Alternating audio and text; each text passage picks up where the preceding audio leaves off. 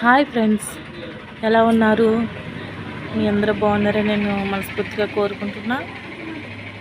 ఈరోజు అయితే మే 7వ తారీఖు, కానీ ఈరోజు క్లైమేట్ చూడండి ఎలా చేంజ్ అయిందో.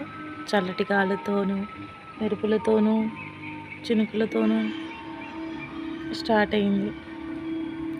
ప్రతి మేకి కూడా వర్షం అనేది వస్తూనే ఉంటుంది, కానీ ఆ వర్షం వచ్చిన తర్వాత కూడా మళ్ళీ ఎండలు ఎక్కువగానే ఉంటున్నాయి.